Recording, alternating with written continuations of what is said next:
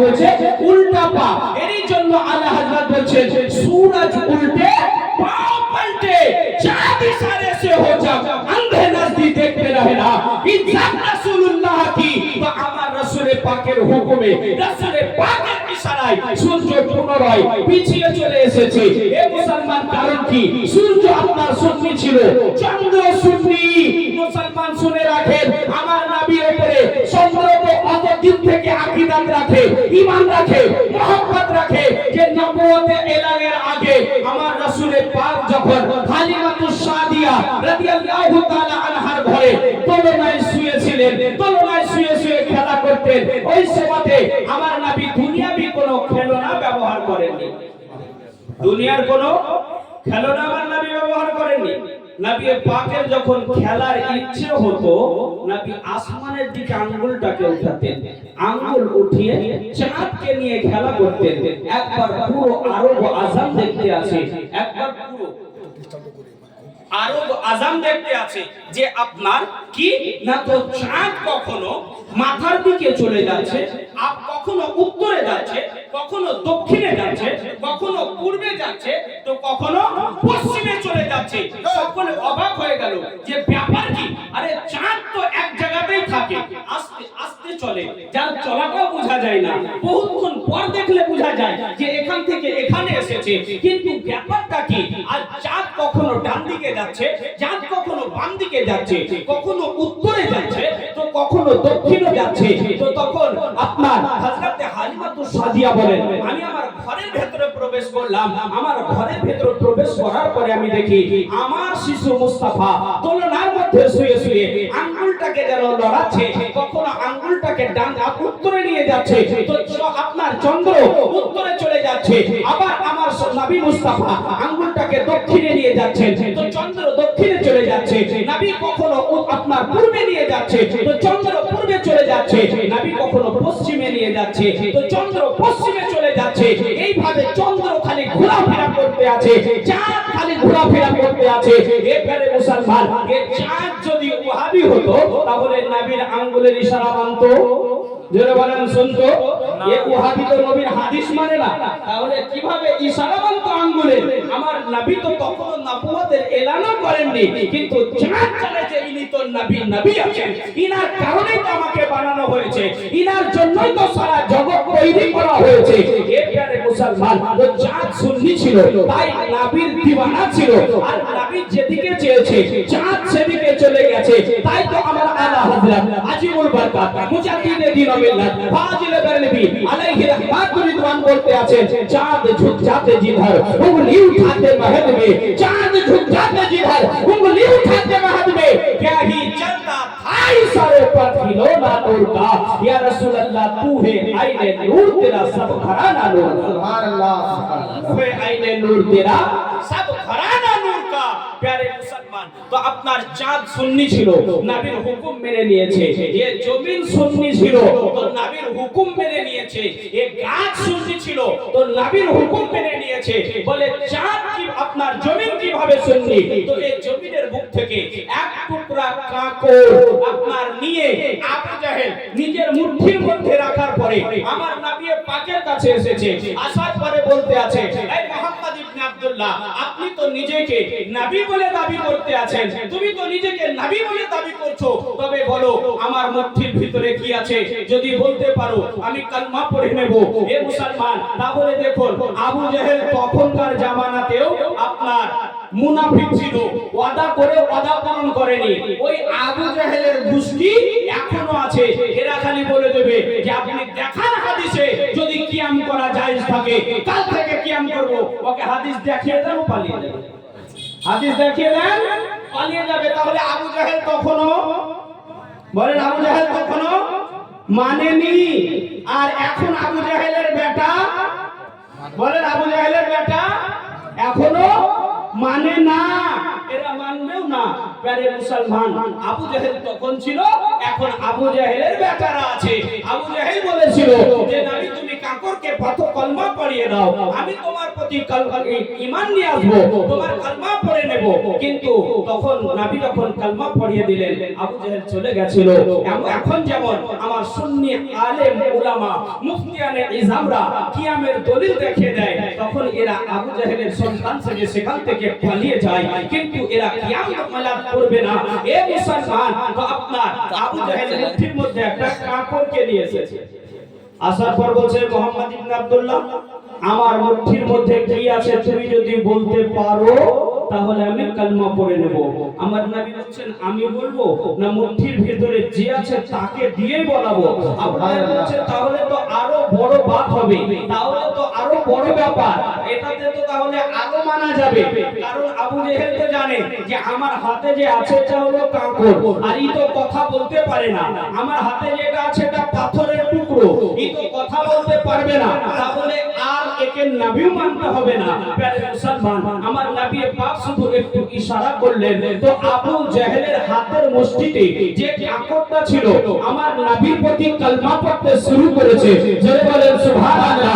ये प्यारे मुसलमान, এরই জন্য তো কোন আশিকে রাসূল বলছেন कि मुट्ठी अबू जहल में रहकर कंकर भी कलमा पढ़ रहे हैं, मुट्ठी अबू जहल में रहकर कंकर भी कलमा पढ़ रहे हैं। कुरान के पारा खुल कर देखो, मेरे मुस्तफा के खुतबा पढ़ रहा है। सुभान अल्लाह। प्यारे मुसलमान, तो আবু জেহেলের মুঠিতে থেকেও কাকর আমার নবীর কালমা পড়ে নিয়েছে, তার কারণে কাকর ছিল সুন্নি। এ প্যারে মুসলমান, গাছ কিভাবে সুন্নি দেখুন, না তো গাছ আপনার জমিনের বুকে আছে। আবু জেহেল আসলো, আসার পরে আমার নবীকে বলছে মুহাম্মদ যদি ওই গাছটাকে এখানে ডেকে নিতে পারো তাহলে আমি কালমা পড়ে নেব, মুসলমান হয়ে যাব। আমার নবী পাক বললেন যে এ আবু জেহেল, আমি যাব না, তুমি যাও। আমি গেলে তো আসবে, তুমি যাও। যাওয়ার পর শুধু বলে দাও যে তোমাকে মুহাম্মদ ইবনে আব্দুল্লাহ ডেকেছে, যাও বলে দাও। আপনার কাকন আবু জেহেল গিয়ে বলল যে তোমাকে মুহাম্মদ ইবনে আব্দুল্লাহ ডেকেছে। যেমনই বলে দেওয়া, গাছ নিজের জায়গা থেকে কখনো ডানে হিলে, কখনো বামে হিলে, কখনো সামনে হিলে, কখনো পেছনে হিলে, এইভাবে নিজের জড়গুলোকে কেটে এসে রাসূলের পাকের কদম মোবারকে সিজদায় পড়ে গেছে। সুবহানাল্লাহ। এখানে একটা কথা বলি, এই জায়গাটার এই হাদিসটাকে নিয়ে কিছু ভণ্ড, মূর্খ, জাহিল, সুন্নির নামে এরা বদনাম করে বেড়ায়, নিজেকে পীর দাবি করে। আসলে এরা পীর নয়, পীর এমন হয় না, বুঝতে পারলেন তো? এরা পীর দাবি করে। আর আমার সমাজে কিছু মানুষ আছে এরা মনে করে আসলে পীর এরকম হয়, যে না, পীর তো হবে গাউসে পাকের মতো, পীর হয় খাজা গরিব নওয়াজের মতো, পীর হয় আলা হযরতের মতো, আর ওনাদেরকে অনুসরণ করে যারা চলে তিনারাই হবে পীর। প্রিয় মুসলমান, তিনাদের আখলাক অনুযায়ী যারা চলবে তাদেরকে পীর মানতে হবে। কিন্তু আমার নবীকে গাছ সিজদা করেছিল, তো এরা এখন পীর সেজে বসে আছে, আর নিজের মুরিদরা নামাজ পড়ে না, ভণ্ডামু করে বেড়ায়, গাঁজা খেয়ে বেড়ায়, আর বলছে যে আমরা কি নামাজ পড়বো, তোমরা নামাজ পড়ো, খোদাকে দেখতে পাও, আমরা যখন সিজদা করি তো খোদাকে দেখে সিজদা করি, আমরা নিজের পীরের কদমে সিজদা করব। এ প্রিয় মুসলমান, কোন পীরের কদমে সিজদা করা জায়েজ নয়, হারাম। আল্লাহ ব্যতীত কাউকে সিজদা করা যাবে না। বলছে তাহলে গাছ নবীকে কেন সিজদা করে দিল? বলে তুমি যদি অত পাওয়ারওয়ালা হয় একটা গাছকে সিজদা করাও। তার কারণ সিজদার হুকুম জিন আর ইনসানের প্রতি, সিজদার হুকুম জিন আর ইনসানের প্রতি। তো মানুষ অন্য কাউকে সিজদা করতে পারবে না। গাছের জন্য আপনার সিজদার হুকুম নয়, হরিণের জন্য, জানোয়ারের জন্য সিজদার হুকুম নয়। আমার নবীকে তো জঙ্গলের হরিণও এসে সিজদা করেছে, জঙ্গলে হরিণী এসে নবীকে সিজদা করেছে, গাছ নবীকে সিজদা করেছে। কারণ হলো ওটা রাসূলের পাকের রিসালাতের মার্তবা, নবীর পাকের নবুয়তের শান। এরই জন্য আপনার মানুষ ব্যতীত অন্য কারো জন্য সিজদার মাসলা নয়, সিজদার হুকুম নয়। তো এই পীর সাহেব পড়ে দিয়েছে ওই হাদিসটা, পড়েও নি, উমেদা যদি পড়তো অত দূর তাহলে তো আলিমই হতো। এই জাহিল কারো কাছ থেকে শুনেছে, বুঝতে পারলেন? শোনার পর মুরিদদেরকে দিলে পা বাড়িলে খুব দেখাচ্ছে কিছু কিছু যদি নাও করে যদি এটাতে তো ওকে ধরে ঠুকে দিলে প্যারে মুসলমান এরা কখনো পীর হতে পারে না। পীর কি হবে? যার অন্তরে আপনার সাইয়েদনা হযরত আবু বকর সিদ্দিক রাদিয়াল্লাহু তাআলা আনহুর মহব্বত থাকবে। আরেকটা হাদিস শুনে নেন কিয়ামের পক্ষে এই হাদিসটা। আজকাল ওয়াহাবি ফারাজিরা বলে না যে আবু বকর সিদ্দিক কি কিয়াম করেছিল, উমারে ফারুক কিয়াম করেছিল। ও মাথা মোটাকে বলবেন যে শোনো, আবু বকর সিদ্দিক যেভাবে কিয়াম করেছে তোমার বাপ পারবে না, তোমার দাদা পারবে না, তুমিও পারবে না, তোমার সন্তানও পারবে না। প্যারে মুসলমান কিভাবে কিয়াম করেছে দেখুন আবু বকর সিদ্দিক। আমার রাসূলে পাক সাহিবে লাউলা সাল্লাল্লাহু তাআলা আলাইহি ওয়াসাল্লাম একদিন আমার হযরত আবু বকর সিদ্দিককে বলছেন যে আবু বকর এমন একটা সময় আসবে, এমন একটা সিচুয়েশন আসবে যে এই মক্কাতুল মুকাররমা পরিত্যাগ করে আমাকে মদিনাতুল মুনাওয়ারায় হিজরত করে যেতে হবে, মদিনা চলে যেতে হবে। যখন আমি মদিনাতে চলে যাব ইয়া আবু বকর শোনো, সেদিকের সাথী কিন্তু তোমাকে থাকতে হবে, আমার সঙ্গে তোমাকেও মদিনা যেতে হবে। হযরত আবু বকর সিদ্দিক বলছেন ইয়া রাসূলুল্লাহ ইয়া হাবিবাল্লাহ, নবী গো ঠিক আছে আপনার সঙ্গে আমি যাব। আপনার যেদিনকে আমার নবী বলে দিলেন যে আবু বকর তোমাকে আমার সঙ্গে যেতে হবে, আবু বকর তবে রাত্রির বেলা হবে, তবে কোন দিন রাত্রির বেলা হবে সেটা আমিও এখনো জানি না। আমার আল্লাহ আমাকে যেদিন হুকুম দেবেন সেদিন রাত্রে আমাকে মক্কা থেকে হিজরত করে মদিনায় চলে যেতে হবে। এই প্যারে মুসলমান যখন কথাটি শুনলেন হযরত আবু বকর সিদ্দিক সেদিন থেকে বাড়িতে যান, কিন্তু অপেক্ষা করেন কিসের? ওই রাত কবে আসবে যেদিনকে মক্কা থেকে আমার নবী হিজরত করে মদিনায় যাবেন, নবীর সঙ্গে আমাকে যেতে হবে। প্যারে মুসলমান আমার নবী পাকের জন্য হযরত আবু বকর সিদ্দিক ঘরে অপেক্ষা করছে। এদিকে রাসূল পাকের প্রতি হিজরতের আয়াত অবতীর্ণ হলো, নবী পাককে হিজরত করতে বলা হলো যে ইয়া রাসূলুল্লাহ আপনি হিজরত করে চলে যান। কিন্তু আমার নবী পাকের শান ছিল সুবহানাল্লাহি ওয়া বিহামদিহি যে মক্কার কাফেররা পর্যন্ত নবীকে আলামিন বলে মানত। আজ তো বেটার কাছে যদি টাকা থাকে ও ভয়ে বাপকে রাখতে দিবে না, নাকি গো? না, জেনে নিলে আব্বা জেনে যাবে, রাখতে দিলে জেনে যাবে, এই টাকা আব্বা দিতেও পারে না দিতেও পারে। কিংবা বাপের যদি টাকা থাকে বেটাকে রাখতে দিবে না, যে হয়তো বেটা কোন জায়গায় খরচা করে দিতেও পারে, আমি পেতেও পারি না পেতেও পারি। কিন্তু আমার নবী পাক কেমন আপনার আমিন ছিলেন, কেমন আমানতদার ছিলেন যে নবী পাককে গায়ের মুসলিমরা পর্যন্ত সেই সময়কার কাফিররা পর্যন্ত নবীকে আল আমিন বলছেন, আমানত রাখনে ওয়ালা। তো আমান রাখনে ওয়ালা নবীর কাছে নিজেদের দামি দামি জিনিসগুলো, স্বর্ণপদ জিনিস, স্বর্ণ মুক্তাগুলো নবীকে রাখতে দিয়ে দিতেন, নবীর কাছে রাখা থাকতো। যখন আপনার নবী পাক হিজরত করে চলে যাবেন, এগুলো যদি বুঝিয়ে না দেন তাহলে কি হবে? মানুষ কি বলবে যে নবী আমাদের জিনিসগুলো নিয়ে চলে গেছে। কিন্তু আমার নবী তো এমনটি করবেন না। মাওলা আলীকে ডাকলেন, ডাকার পরে বলছেন যে আলী, আল্লাহ পাক মক্কা থেকে মদিনা যাওয়ার আদেশ দিয়েছে, আজ রাতে হিজরত করে চলে যাব। মাওলা আলী বলেন ইয়া রাসূলুল্লাহ আমিও আপনার সঙ্গে যেতে চাই, কারণ রাস্তার মধ্যে যদি কাফিররা আপনার প্রতি অ্যাটাক করে, আমার নবী পাক বলছেন আলী আমার হাফেজ হিসাবে, আমার হাফেজ হিসাবে আমার আল্লাহ পাক আছেন, আমাকে হিফাজত করতে আমার আল্লাহ। ইয়া আলী তুমি মক্কা, তোমাকে মদিনা যেতে হবে না, তুমি এই রাত্রিতে আমার বিছানায় শুয়ে পড়ো, কাল সকাল হবে এলাকার সমস্ত মানুষের আমানতের জিনিস এই রুমের মধ্যে রাখা আছে, সবারই জিনিস সবাইকে বুঝিয়ে দেবে, দেওয়ার পরে তুমি মক্কা থেকে মদিনায় চলে আসবে। এ আলী কাল তুমি মদিনায় আসবে, আজ রাতটা আমার বিছানায় শুয়ে পড়ো। এ প্যারে মুসলমান একবার চিন্তা করো, কখন নবী বিছানায় ঘুমাতে বলছে? যে রাত্রিতে নবী পাকের হুজরা মুবারকটাকে 40 জন কাফির মিলে ঘিরে আছে। 40 জন কাফির মিলে ঘিরে আছে কিসের জন্য?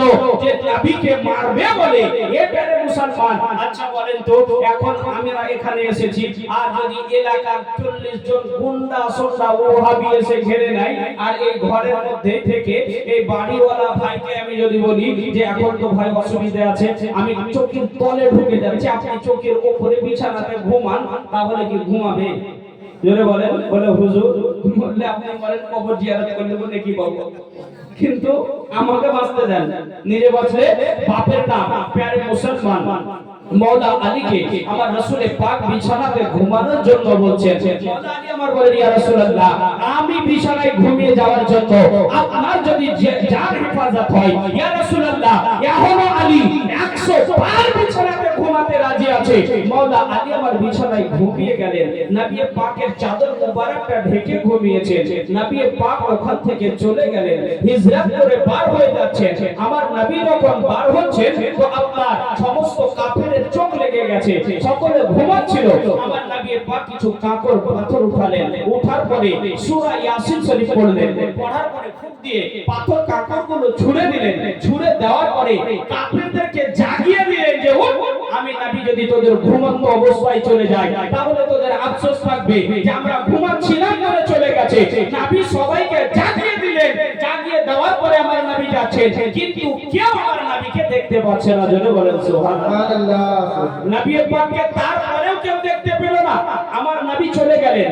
হযরত আলী মুর্তজা নবীর বিছানায় ঘুমিয়ে আছে কাফেররা ঘরের মধ্যে প্রবেশ করলো প্রবেশ করার পর তরবারটা উঠিয়েছে বলছে মারো আরেকজন বলছে না মেরো না মুখটা তো আগে দেখো যে কি আছে চাদরটা হটাও আরো একজন বলতে আছে পাশ থেকে যে আর কে থাকবে এটা তো মুহাম্মাদের বিছানা এখানে মুহাম্মদ ইবনে আব্দুল্লাহ ঘুমায় আর কে ঘুমাবে দেখো না কেমন ভাবে ঘুমিয়েছে দেখতে পাচ্ছ না এভাবেই তো মুহাম্মদ ঘুমায় সুবহানাল্লাহি ওয়া বিহামদিহি হযরত আলী মুর্তজার ঘুমানোর আন্দাজটা কেমন ছিল দেখো যে আলী নবী যেভাবে ঘুমাতেন হযরত আলী ঠিক ওইভাবেই ঘুমাতেন বলেন সুবহানাল্লাহ তো এমন নবীর সুন্নাত আদায় করনে वाला হযরত আলী যখন বিছানায় ঘুমিয়ে আছেন তো কাফেররা ঢাকা আছে তো দেখে বুঝতে পারছেন না যে নবী ঘুমাচ্ছে না আলী তো একজন মুখের চাদরটা হটিয়ে দিচ্ছেন যে না নবী নেই আলী আছে এ প্যারে মুসলমান তো আপনার রাসূল পাক এদিক থেকে চলে গেলেন মাওলা আলী আমার বিছানাতেই আছে কাফেররা কিন্তু মাওলা আলীকে আর মানলেন না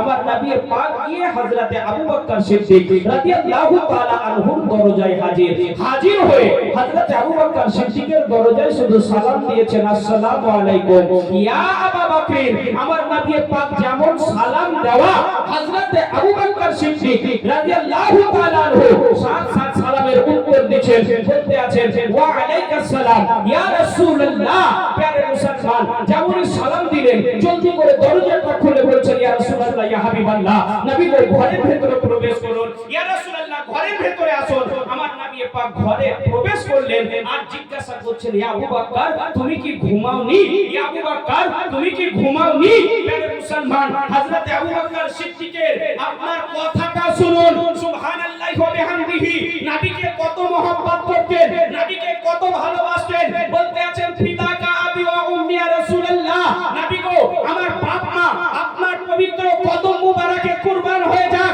ইয়া রাসূলুল্লাহ ইয়া হাবিবাল্লাহ নবী গো শুধু আজ থেকে নয় আজ থেকে নিয়ে আপনি 6 মাস পূর্বে বলেছিলেন যে আবু বকর এমন একটা দিন আসবে যেদিনকে মক্কা পরিত্যাগ করে মদিনায় হিজরত করে যেতে হবে ইয়া রাসূলুল্লাহ আজকে 6 মাস হয়ে গেল আমি সেই দিন থেকে আবু বকর কোন রাত্রিতে ঘুমাইনি তার কারণ হলো আপনি এসে আমাকে ডাকবেন আর যদি আমাকে ডেকে না পান ইয়া রাসূলুল্লাহ এর জন্য আমি আবু বকর ঘুমাইনি বলে আবু বকর তুমি তবে কি করতে বলে ইয়া রাসূলুল্লাহ যদি বিছানায় বসি তাহলে আমার ঘুম চলে আসবে এই কারণে আমি বিছানায় পর্যন্ত বসতাম না বলে আবু বকর তবে রাতগুলো কিভাবে কাটাতে হযরত আবু বকর সিদ্দিক বলেন ইয়া রাসূলুল্লাহ ইয়া হাবিবাল্লাহ নবী গো আপনার মহব্বতে দাঁড়িয়ে দেওয়ালের মধ্যে পেট লাগিয়ে দাঁড়িয়ে থাকতাম দেওয়ালে হেলানা দিয়ে দাঁড়াতাম আর দেওয়ালের পাশে দাঁড়িয়ে দাঁড়িয়ে আপনার প্রতি মহব্বতের সঙ্গে দরুদ পড়তে থাকতাম ইয়া রাসূলুল্লাহ আপনাকে সালাম দিতে থাকতাম সদা সর্বদা দেওয়ালে ওখানে আমি দাঁড়িয়ে দাঁড়িয়ে 6 মাস ধরে সারা রাত্রি পড়তে থাকতাম আসসালাতু ওয়াসসালামু আলাইকা ইয়া রাসূলুল্লাহ আসসালাতু ওয়াসসালামু আলাইকা ইয়া হাবিবাল্লাহ এ প্যারে মুসলমান তাহলে ওয়াহাবীকে বলে দিন তাদের বাচ্চাদেরকে বলুন যে শোনো তোমরা তো আমাদের 2-5 মিনিটে সালাম করা নিয়ে এত বিরোধিতা করো কিয়াম করা নিয়ে এত বিরোধিতা করো হযরত আবু বকর সিদ্দিক 2-5 মিনিট নয় আর 2-5 দিন নয় টানা 6 মাস নবীর মহব্বতে সারা রাত্রি কিয়াম করেছে নারে তাকবীর নারে রিসালাত ইয়া রাসূলুল্লাহ আলা হযরত জিন্দাবাদ নারে তাকবীর আল্লাহু আকবার ইয়া রাসূলুল্লাহ প্যারে মুসলমান তাহলে বোঝা গেল যে হযরত আবু বকর সিদ্দিক কিয়াম করেছেন না করেনি গো জোরে বলেন আর একটু জোরে তাহলে এরা হচ্ছে আবু বকর সিদ্দিক কিয়াম করেছিল বেটা তুই হাদিস পড়বি তবেই তো জানবি ই তো ডাব চুরি করে খেয়ে খেয়ে সময়গুলোকে নষ্ট করবে এ ডাব চুরি করে খেয়ে খেয়ে সময় নষ্ট করলে, আর আরেকজন তো রাজমিস্ত্রির কাজ করে করে সময়গুলোকে নষ্ট করেছে, এখন এই হুজুর সেজেছে। বুঝতে পারলেন? তো তাহলে এই কি হাদিস জানবে? বলেন, হাদিস জানতে গেলে হাদিস পড়তে হবে না, হবে না? জোরে বলেন, জানতে গেলে পড়তে হবে না, হবে না? পড়তে হবে।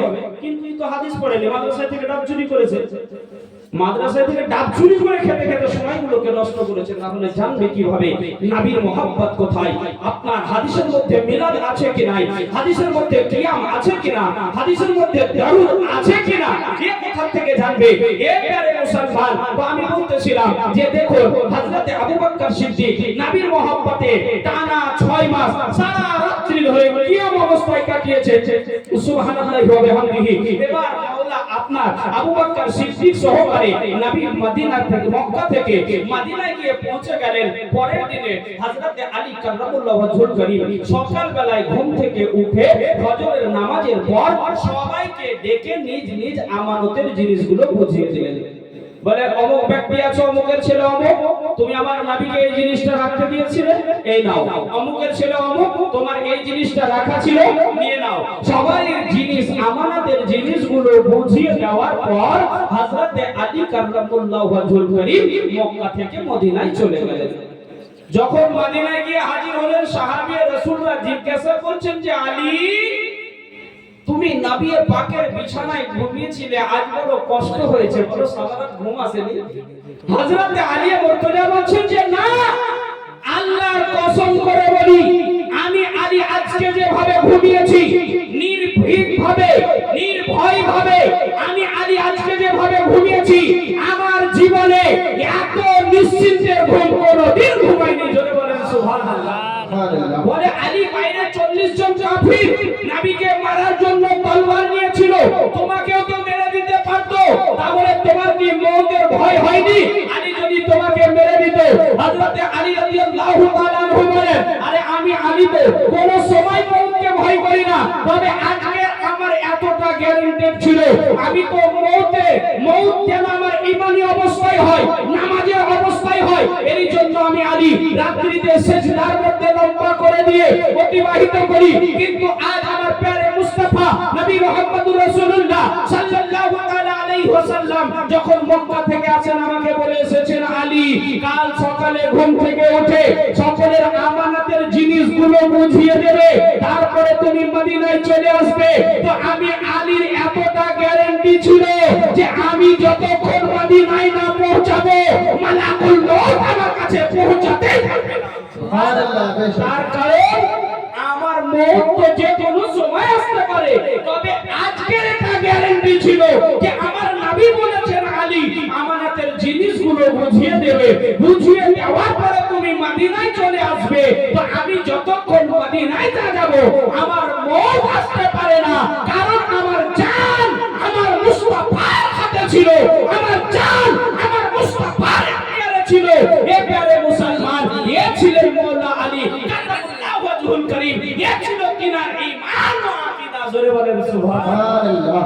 তাহলে বোঝা গেল মুসলমান যে আপনার নবীর মহব্বতে মিলাদ ও কিয়াম করা যাবে কিনা, নবীর মহব্বতে দরুদ ও সালাম পড়া যাবে কিনা।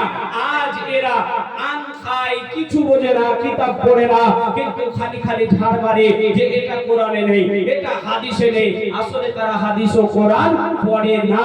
তো আমাদেরকে নিজের ঈমান ও আকীদা বাঁচাতে গেলে তাদের কথা শুনলে চলবে না, হাদিস ও কোরআন মোতাবেক আমাদেরকে চলতে হবে এবং আমাদের মওত যেন ঈমানি অবস্থায় হয়। আল্লাহ পাক যেন আমাদের সকলকে ঈমান নিয়ে দুনিয়া থেকে বিদায় নেওয়ার তৌফিক দান করেন। সকলে বলুন আল্লাহুম্মা আমিন। আজ আমরা সকলেই অবগত যে এই বাড়ি থেকে একজন বান্দা আল্লাহর হুকুমে সাড়া দিয়ে কবরবাসী হয়ে গেছে। কালকে আপনার আমারও কারো মওত হয়ে যেতে পারে, নাকি গো? বা এখনো এখানেই বলছি, বলতে বলতে মওত হয়ে যেতে পারে, কোনো গ্যারান্টি আছে কি? मौतेर कोनो गारंटी नहीं। এই জন্য তো শায়র বলছেন যে मौत से किसका रिश्तेदारी है, आज तुम्हारी तो कल हमारी बारी है, মওতের সঙ্গে কার কুটুমতালি? আজকে তোমার পালি তো কালকে আমার পালি, যে কোনো সময় আমাদের মওত চলে আসতে পারে। তো মওত আসার পূর্বে আমরা যেন পরিপূর্ণ মুমিন হতে পারি, পরিপূর্ণ মুত্তাকি হতে পারি, পরিপূর্ণ মুসলমান হয়ে দুনিয়া থেকে বিদায় নিতে পারি। আমরা সকলে যেন নবী ও আলে নবীর গোলাম হয়ে, আহলে বাইতে মুস্তাফার গোলাম হয়ে, গৌস ও খাজা ও রাজার গোলাম হয়ে দুনিয়া থেকে যেন বিদায় নিতে পারি। সকলে বলুন আল্লাহুম্মা আমিন। এর সঙ্গে সকলকে আমি অনুরোধ করব যে সকলে 5 ওয়াক্তের নামাজ পড়ুন, সকলে 5 ওয়াক্তের নামাজ পড়ুন। তার কারণ আল্লাহ পাক পবিত্র কোরআনের মধ্যে বলছেন যে ওমা খালাকতুল জিন্না ওয়াল ইনসা ইল্লা লিয়াবুদুন, আমি জিন এবং ইনসানকে তৈরি করেছি শুধুমাত্র আমার ইবাদত বান্দেগীর জন্য। তো আল্লাহ আমাদেরকে তৈরি করলেন ইবাদত বান্দেগীর জন্য, আর আমরা আল্লাহর ইবাদত করছি না। আল্লাহর ইবাদত ব্যতীত আমাদের সব কাজের সময় হচ্ছে, খালি আল্লাহর ইবাদত করারই সময় হয় না। আজকাল যুবক ভাইদেরকে যদি বলা হয় যে মসজিদে আসো নামাজ পড়ার জন্য, এত ব্যস্ততা দেখায় যে সময় নেই। হুজুর সময় নেই, খুব ব্যস্ত। আবার ঠিক 3টে বাজবে দেখেন বাইক নিয়ে বার হয়ে গেল, সরদার মোড়ে যাবে, সরদার বাজারে যাবে, কেউ আপনার চলে যাবে নলাটি, কেউ চলে যাবে আপনার তেজহাটি, তো কেউ চলছে এদিকে রামপুরহাট, কেউ চলে যাচ্ছে হাসন। বলে কোথায় যাচ্ছ ভাই? বলে হুজুর বলেন না, সকাল থেকে বাড়িতে বসে থেকে একেবারে বোরিং ফিল করছি, তাই একটু টাইম পাস করার জন্য একটু হাসন মোড়ে যাচ্ছি। কেউ বলছে যে হুজুর একটু আপনার তেজহাটি মোড়ে যাচ্ছি, কেউ বলছে হুজুর একটু নলহাটি যাচ্ছি, তো কেউ বলছে রামপুরহাট যাচ্ছি। ওকে জিজ্ঞাসা করা হলো যে ভাই তুমি যে বললে যে তোমার নামাজ পড়তে আসার মতো সময় নেই, আবার এখনই বলছো যে কাজ নেই, বাড়িতে বসে থেকে বোরিং হচ্ছে, তাই টাইম পাস করার জন্য বাজারে যাচ্ছ। তো বলে হুজুর টাইম হলে সময় হলে ঠিক নামাজ পড়বো। আমি বলবো যে হে যুবক, তোমার সময় হবে, তুমি কিভাবে জানো যে তোমার সময় যখন হবে তখন তুমি মসজিদে যাবে, কিংবা তোমার সময় শেষ হয়ে যাবে আর পাড়ার মানুষের সময় চলে আসবে যে সকলে গিয়ে তোমার জানাজায় হাজির হবে? এটা তুমি কিভাবে জানো? এটা তুমি আমি জানি না যে কখন তোমার আমার সময়, জিন্দেগীর সময় শেষ হয়ে যাবে। তো জিন্দেগি শেষ করার পূর্বেই যেন আমরা গুনাহ থেকে তওবা করে সকলে 5 ওয়াক্তের নামাজি হয়ে যায়, সকলে যেন 5 ওয়াক্তের নামাজ পড়ি। আর কোন শহীদ সুন্নিহুল আকীদার পীর ও মুর্শিদ ছেলে দিনার কাছে বাইত হয়ে যাবে। দেখেন আজকাল আমরা অনেকেই ভাবি যে পীর ধরা একটা ফরজ, না, পীর ধরা এই জামানায় ফরজ নয়। পীর ও শহীদ সুন্নিহুল আকীদার প্রতি আপনাকে থাকতে হবে, পীর ধরা ওয়াজিব নয়। যদি কোনো নেক বুজুর্গ গানে দিনকে পেয়ে যান, আল্লাহ ওয়ালাকে পেয়ে যান, তাহলে মুরিদ হয়ে যান, তাহলে মুরিদ হয়ে যান।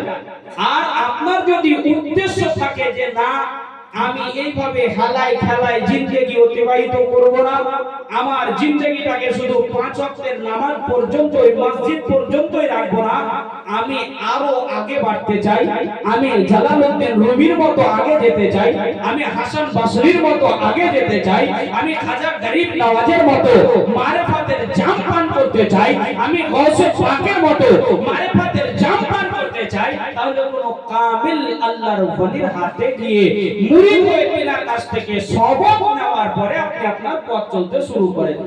কিন্তু আগে বলেছি এই ভণ্ড গুন্ডা এরা কিন্তু পীর নয়, এদের থেকে সাবধান। খালি পীর কেউ বলে দিলেই পীর হয়ে যাবে, আর খানকার লিখে রেখে দিলেই খানকাতে যে পীর থাকবে এর কোনো আপনার গ্যারান্টি নেই। খানকা লিখে রাখতে বলে ও খানকা পীরের না হয় শয়তানেরও হতে পারে, নাকি গো? খানকাটা পীরের না হয়ে শয়তানেরও হতে পারে, খানকা না হয়ে ওটা খামাখাও হতে পারে। খানকা একটা পবিত্র জায়গা, তো ওটা খানকা না হয়ে খামাখাও হতে পারে, এদিকে খেয়াল রাখবেন। যাই হোক, আমি আমার আলোচনা আর দীর্ঘায়ু করছিলাম, এখান থেকেই বলছি যদি আমার বলা বা আপনাদের শোনার মধ্যে